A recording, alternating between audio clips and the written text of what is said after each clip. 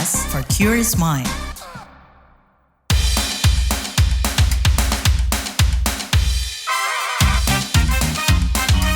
Kamu lagi dengerin podcast What's Trending. Halo semua, ketemu lagi di What's Trending, masih bareng saya, Heru Haitami. Krisis regenerasi petani digitalisasi, apakah jadi solusi? Itu bakal kita obrolin, saudara, hari ini di Hari Tani Nasional diperingati setiap tanggal 24 September nih. Dan di tahun 2024 merupakan peringatan ke-64. Tujuannya dari Hari Tani Nasional ini untuk mengapresiasi perjuangan para petani di Indonesia. Karena tanpa mereka kita nggak bisa makan nggak sih? Ya, sementara saat ini ketahanan pangan lagi dihadapi dengan tantangan besar. Salah satunya adalah masalah regenerasi petani. Sayangnya, kalau mengacu pada Badan Pusat Statistik tahun 2020, jumlah pemuda yang bekerja di sektor pertanian semakin menurun 10 tahun belakangan. Nah, dari jumlah petani yang mencapai 33,4 juta orang, petani muda yang berusia 20-39 tahun hanya 2,7 juta orang atau 8% saja. Dan jumlah ini tentu sangat kecil jika dibandingkan dengan total usia produktif di Indonesia yang mencapai 10 juta jiwa. Nah, untuk menarik minat generasi muda menjadi petani penting untuk dilakukan. Salah satunya dengan berbagai inovasi dan digitalisasi di bidang pertanian. Di antaranya menggunakan teknologi kecerdasan artifisial dalam produksi dan pemanfaatan pasar online yang menghubungkan petani dengan konsumen produk pangan di perkotaan. Namun sudahkah ini dilakukan secara masif di Indonesia? Dan bagaimana efektivitasnya? Yuk kita bahas, tapi setelah komen netizen plus 62 berikut.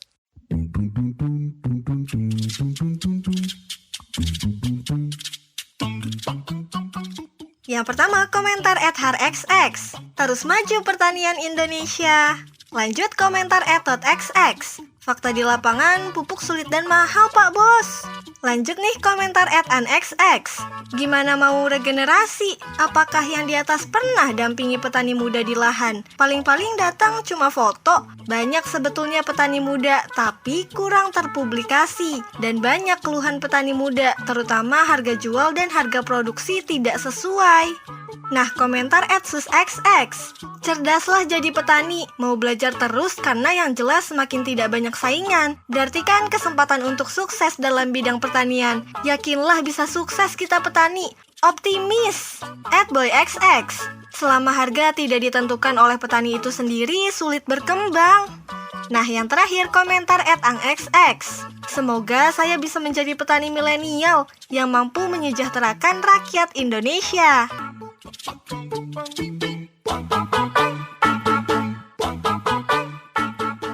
Masih di What's Trending KBR, Direktur Program Youth Entrepreneur and Employment Support Service (IAS), Ida Widi Arsanti dalam Millennial Agriculture Forum mengakui adanya krisis regenerasi petani saat ini.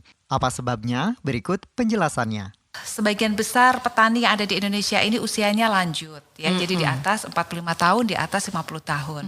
Nah, sementara kita tahu bahwa kita sebentar lagi akan menghadapi bonus demografi, ya kan, di mana usia Gen Z dan Gen Y ini mendomisili dan kemudian juga mereka yang masuk ke dalam usia produktif seperti itu. Nah, di sisi lain tadi kita tahu bahwa setiap tahunnya jumlah petani yang keluar dari sektor pertanian itu cukup banyak. 500.000 rata-rata setiap tahun. Itu cukup banyak. Karena faktor usia dan kemudian yang kedua karena faktor pertanian itu dirasa tidak menguntungkan lagi. Nggak kece lah, nggak keren dan sebagainya, tidak menguntungkan seperti itu. Nah, kita bisa bayangkan sektor pertanian yang berurusan dengan kebutuhan pokok pangan, kemudian SDM-nya banyak yang meninggalkan. Berarti kan ini tantangan regenerasi petani buat kita semuanya. Betul. Nah, kemudian bagaimana caranya kita bisa mengundang Gen Y dan Gen Z yang berada pada usia produktif tersebut untuk kemudian ikut terjun di sektor pertanian, ya kan? Kita yang negara agraris yang kemudian gemah ripah loh jinawi, yang kemudian orang-orang dulu bilang bahwa hanya cukup menancap tanamkan sebatang maka kemudian bisa tumbuh pertanian yang ada di Indonesia. Ini nggak akan terjadi, karena nggak ada SDM-nya. Siapa yang kemudian nanti akan menjadi atau menggerakkan pertanian tanpa ada SDM yang memang ke arah sana? Ya ujung-ujungnya kemudian kita impor. Coba bayangkan, lalu bagaimana dengan kekayaan alam kita yang kemudian tidak bisa kita optimal. Sebetulnya negara-negara yang memang saat ini fokus, negara-negara besar bahkan saat ini lebih fokus untuk menyediakan pangan. Ya, ada beberapa negara besar lah ya yang kemudian memang mereka justru karena fokusnya ke ekonomi, ke pangan, mereka menjadi semakin besar dan semakin superpower. Begitu. Nah, ketika mereka bisa menyediakan pangan dalam jumlah yang masif, maka kemudian mereka bisa menyediakan pangan dengan harga yang murah. Ketika suatu negara bisa bersama-sama dengan petaninya, kemudian mengelola pertanian secara masif, bahu-membahu, maka economic scale itu bisa tercapai dan bisa menjual produk dengan harga yang lebih murah. Kementerian Pertanian nih berupaya menciptakan wirausaha milenial yang tangguh dan berkualitas melalui program YES. Dalam kurun waktu 2019 hingga 2025, pelaksanaan program YES menyasar 320 ribuan generasi muda nih di pedesaan. Kembali kita simak penjelasan Direktur Program YES Ida Widi Arsanti soal pengembangan SDM muda di bidang pertanian. Kita saat ini melakukan fasilitasi, berbagai macam fasilitasi atau kegiatan ya. Program utamanya adalah program pengembangan 2,5 juta petani milenial atau petani pengusaha milenial, begitu ya. Nah, itu program besarnya. Nah, kemudian didetailkan dalam beberapa macam kegiatan. Misalnya kita memberikan berbagai macam upaya untuk peningkatan kapasitas bagi anak-anak muda di sektor wirausaha pertanian. Caranya bagaimana? Yang pertama ada dengan pendidikan vokasi, pelatihan vokasi, dan kemudian juga berbagai macam kegiatan magang misalnya. Pendidikan vokasi di Polbangtan, Politeknik Pembangunan Pertanian di bawah Kementerian Pertanian, yang memang merupakan pendidikan vokasi di bidang pertanian. Kita mendidik anak-anak muda ini untuk menjadi petani pelopor. Ya, jadi tidak hanya ahli pertanian tapi betul-betul pelaku pertanian. Jadi setelah mereka lulus diharapkan mereka betul-betul menjadi pengusaha pertanian milenial. Nah, kemudian yang tidak sempat mengenyam pendidikan formal, maka kemudian kita berikan kesempatan untuk pelatihan.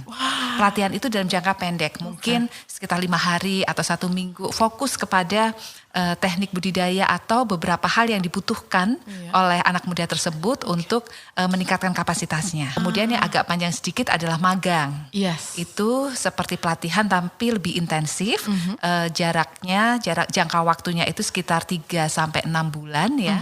Dan kemudian mendapatkan berbagai macam pengetahuan yang lebih detail dalam suatu proses usaha tani atau proses agribisnis suatu komoditas seperti itu. Itu pertama, peningkatan kapasitas. Nah, kemudian yang kedua, anak-anak muda ini ternyata punya sedikit galau kalau mereka aktor pertanian. Galaunya apa? Dari mana saya mendapatkan modal? Itu yang kemudian banyak diperbincangkan. Satu modal, kemudian juga nanti kemana saya akan menjual. Untuk modal kita lakukan berbagai macam upaya untuk melakukan fasilitasi permodalan. Antara lain kita berikan kegiatan PWMP, penumbuhan wirausaha muda pertanian. Kita support bagaimana usaha mereka ya untuk sedikit mengembangkan usahanya. Nah, kemudian juga kita lakukan akses atau link terhadap kredit usaha rakyat yang saat ini memang disediakan oleh perbankan atau lembaga keuangan dengan bunga yang sangat ringan. Namanya Tani Akur. Tani Akur, petani milenial akses kur. Jadi kita dekatkan lembaga keuangan ini kepada anak-anak muda yang ada di lapangan. Karena ada juga Mbak Safira yang mereka masih berpikiran bahwa kalau kita mau ke bank itu ribet, administratifnya panjang. Padahal tidak demikian sekarang. Di bawah 100 juta itu tanpa agunan dan hanya menyampaikan profil usaha, maka kemudian mereka bisa akses kur. Yang ketiga tadi kemana dia akan menjual. Nah, kita memberikan fasilitasi pola pengembangan klaster komoditas dengan menitik beratkan pada mentoring dan off-takering. Mentoring ini artinya pengusaha-pengusaha pertanian yang sudah di tengah-tengah nih, yang sudah settle di tengah, ini kita dorong untuk melakukan mentor kepada adik-adik yang masih pemula. Nah, harapannya adalah ini bisa menjadi mitra, kemudian kualitas komoditasnya bisa sama dan terstandar, sehingga ketika memang nanti bersama-sama akan menjual dalam kualitas, kuantitas, dan kemudian kontinuitas yang memadai, ini bisa dilakukan secara klaster bersama-sama. Karena nggak mungkin petani pengusaha itu hanya seorang diri bekerja, dia harus bermitra. Betul. Semakin banyak kemitraannya dia semakin bagus. Tidak berkompetisi tapi berkolaborasi seperti itu ya. Nah itu yang kemudian kita dorong dan mentor ini akan memberikan semacam guidance sehari-hari kepada mentinya bagaimana cara menghasilkan komoditas yang sesuai dengan standar seperti itu. Yang kadang-kadang kita sendiri sebagai pemerintah tidak akan bisa sedetail itu gitu loh Mbak Safira, sehingga proses mentoring dan kemudian ada mentor dan menti dan kemudian juga kemitraan dan bahkan mentor ini nanti bisa membeli hasil produk mentinya. Ini coba kita kembangkan sehingga anak-anak muda ini ketika mereka sudah bisa mengembangkan usaha melalui permodalan akses kur misalnya atau PWMP, kemudian juga bisa sudah pasti kemana mereka akan jual produknya. Nah ini akan secure. Mereka akan semakin mantap untuk bekerja di sektor pertanian. Lantas apa kabar digitalisasi pertanian di Indonesia? Saat ini kita langsung saja obrolkan bareng pakar pertanian dari Institut Pertanian Bogor, Dwi Andreas Santosa. Pak Dwi Andreas, sejauh mana digitalisasi pertanian di Indonesia berjalan? Seperti apa? Digitalisasi tergantung sektornya ya, tapi secara umum belum kita manfaatkan dengan baik proses digitalisasi pertanian. Dulu kami AB2TI ya pernah melakukan survei terkait dengan itu, survei penggunaan teknologi informasi bagi petani kecil. Itu sangat rendah Pak, kurang dari 1% petani di Indonesia, terutama petani tanaman pangan yang menggunakan IT, teknologi informasi atau apapun yang disebut digitalisasi atau apapun yang lainnya. Jadi masih sangat rendah. Bagian besar IT, teknologi informasi ini digunakan di off-farm. Misalnya untuk perdagangan produk-produk pertanian, salah satunya. Dan itu yang menggunakan siapa? Ya bukan petani, itu pedagang-pedagang perantara atau ya lembaga-lembaga yang dinyatakan dia ingin melindungi petani dengan memutus rantai pasok. Ya semua sih kalau saya belum juga sih. Tapi sebenarnya untuk keuntungan mereka sendiri sebenarnya. Jadi itu proses digitalisasi. Jadi masih amat sangat rendah. Proses digitalisasi ini dimanfaatkan petani. Apalagi kalau kita bicara smart farming kan, misalnya proses tersebut digunakan untuk menentukan kebutuhan air kan, lalu untuk menentukan berapa pupuk yang harus diberikan ke tanah, menentukan apakah tanaman ini terserang hama atau tidak. Jadi itu masih amat sangat jauh kalau bicara seperti itu. Bagaimana efektivitas dan produktivitas jika dibandingkan dengan pertanian konvensional? Nah, proses digitalisasi memang memiliki potensi. Harus kita akui memiliki potensi. Proses digitalisasi akan mengarah ke apa yang kita kenal sebagai precision farming. Precision farming itu apa sih ya? Pertanian presisi lah ya. Pertanian presisi dalam arti apa? Misalnya terkait penggunaan air, sehingga penggunaan air itu bisa jauh lebih efisien dan presisi sesuai dengan yang dibutuhkan tanaman, sehingga menghemat air sekaligus mensupport pertumbuhan tanaman yang optimal. Lalu precision farming yang lain melalui bantuan digitalisasi untuk penetapan kebutuhan pupuk kan, sehingga pupuk yang kita berikan ke tanaman bisa lebih tepat, yang sudah barang tentu akan meningkatkan produksi.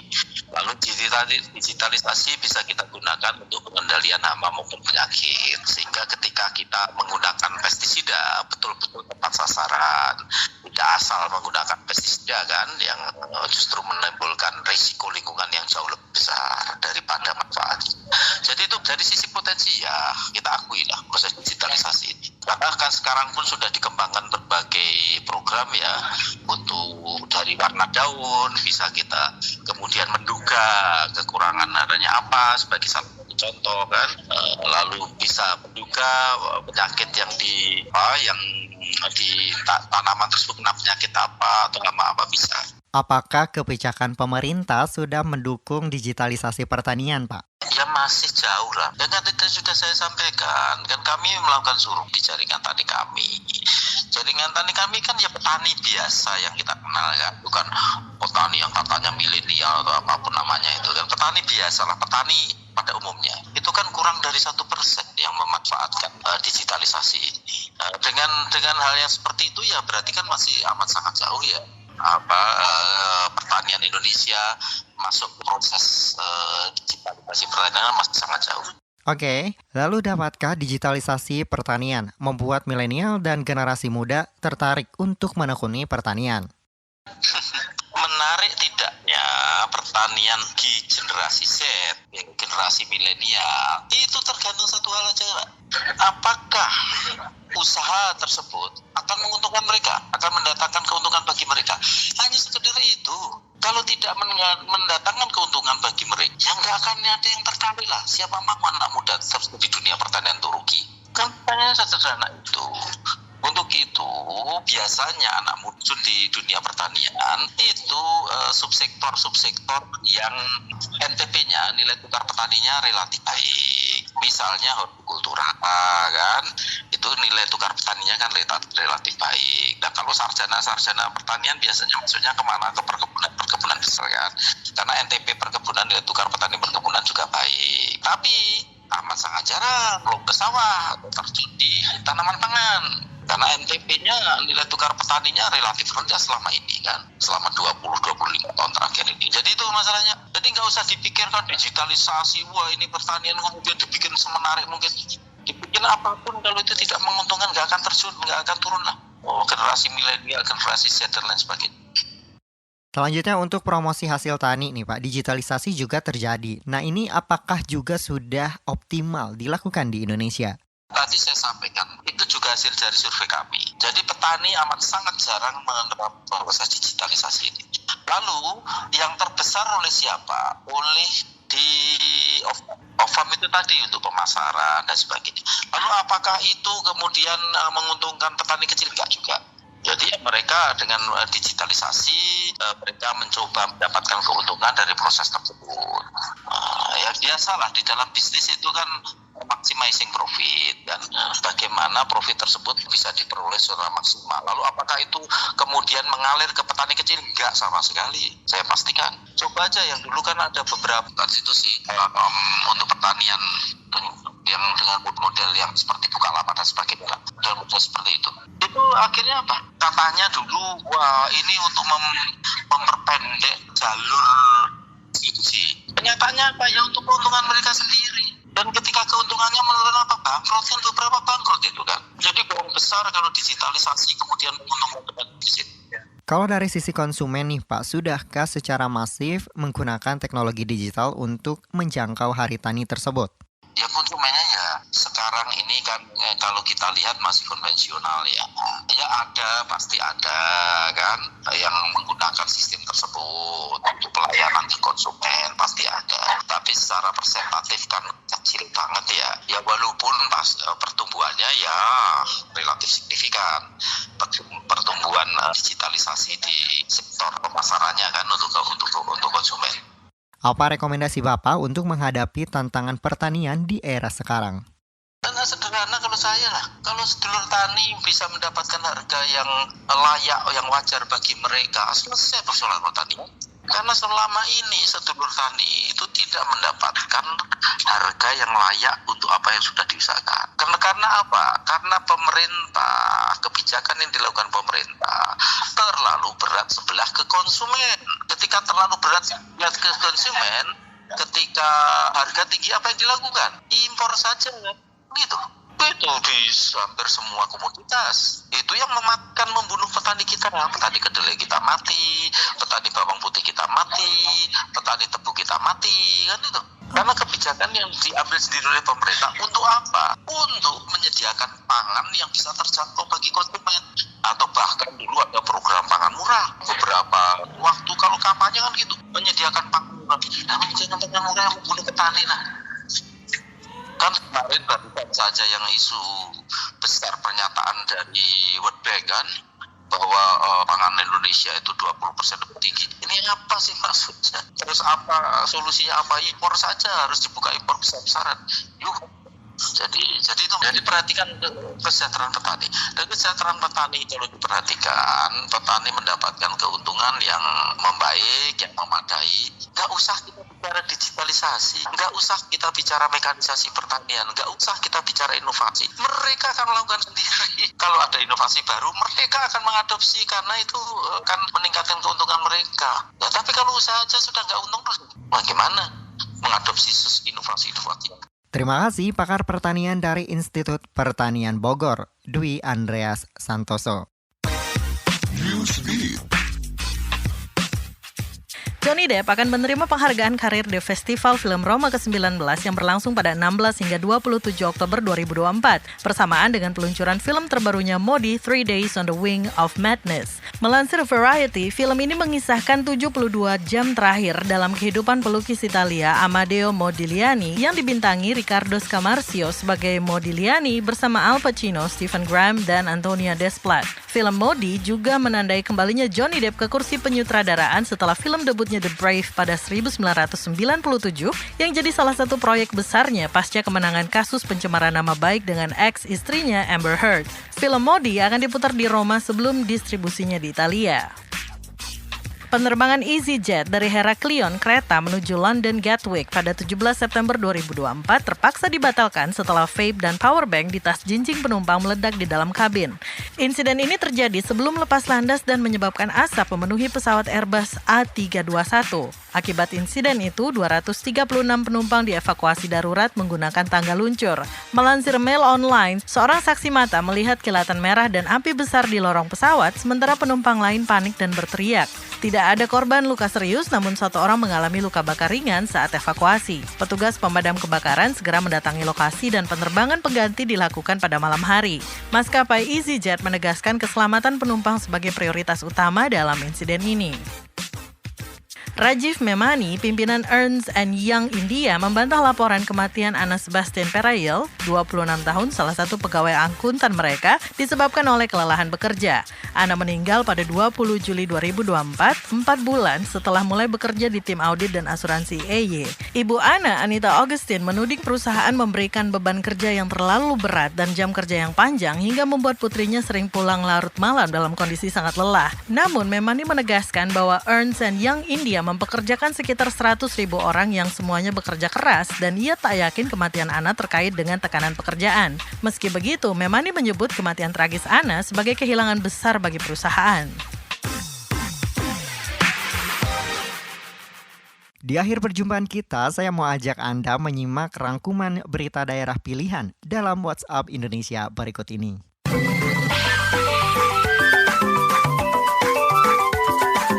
WhatsApp Indonesia. WhatsApp Indonesia kita mulai dari Aceh Barat. Penjabat Bupati Aceh Barat Daya, Abdia Sunawardi, bersama PLT Kadis Pertanian dan Pangan melakukan identifikasi lahan sawah dan lahan kering milik pemerintah daerah dan lahan kosong milik masyarakat di sejumlah lokasi untuk mengembangkan kembali varietas padi khas daerah padi Sigupai. Padi Sigupai diyakini punya potensi besar namun selama ini kurang diminati petani. Meski Abdia dikenal sebagai lumbung beras di Aceh, produksi padi Sigupai terus menurun karena petani enggan menanamnya akibat masa panen yang panjang, mencapai 120 hari di lahan sawah dan 6 bulan di lahan kering. Sunawardi berkomitmen melestarikan varietas lokal ini agar menjadi kebanggaan daerah dan varietas nasional yang bernilai tinggi dengan memerintahkan penanaman padi Sigupai di lahan milik pemerintah dan menyediakan bibit gratis untuk petani. Langkah ini diharapkan bisa mengembalikan kejayaan padi Sigupai yang punya aroma wangi khas dan jadi identitas Abdia sebagai Bume beras Sigupai. Masih dari Aceh Barat. Sebanyak 2 warga Kabupaten Aceh Barat, Aceh meninggal disebabkan tersengat listrik di lokasi banjir, yaitu atas nama Ibrahim dan Hamdasus. Tercatat ada 22 desa yang tersebar di 3 kabupaten wilayah itu dikepung bencana alam banjir, mulai dari Aceh Barat, Aceh Jaya, dan Nagan Raya. Pelaksana tugas PLT Kepala Pelaksana Badan Penanggulangan Bencana Daerah BPBD Aceh Barat, Teku Ronald Nediansyah mengatakan, kedua korban yang tak tertolong itu tersengat aliran listrik saat banjir menerjang huniannya. Kata dia, banjir di daerah itu diperkirakan diperkirakan setinggi 1 meter. Menurutnya, banjir itu menyebabkan sejumlah fasilitas umum mengalami kerusakan parah, mulai dari jalan raya, jembatan, dan fasilitas perkantoran. Gangguan cuaca ekstrim diperkirakan terus berlanjut sesuai laporan Badan Meteorologi, Klimatologi, dan Geofisika BMKG. Terakhir kita mampir ke Jawa Barat. Pemda akan memberikan bonus uang kepada atlet dan pelatih yang telah berhasil meraih medali saat kontingen Jawa Barat berturut-turut juara umum di Pekan Olahraga Nasional PON ke-21 2024 Aceh Sumut. Menurut penjabat Gubernur Jawa Barat, B. Mahmudin, besaran bonus yang diberikan untuk peraih medali emas senilai 300 juta rupiah untuk kategori perorangan. Sementara itu, bonus untuk medali perak dan perunggu serta kategori beregu juga disiapkan dengan nilai yang signifikan. B. berambisi jumlah atlet asal Provinsi Jawa Barat yang mewakili Indonesia di ajang Olimpiade harus ditingkatkan. Sebelumnya pada ajang serupa hanya sekitar 3 atau 4 atlet dari Jawa Barat yang ikut di Olimpiade. Demikian WhatsApp Indonesia hari ini.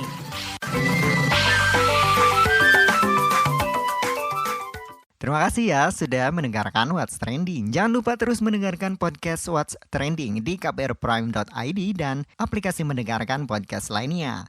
Saya Heru Haitami pamit, stay safe and happy. Bye-bye.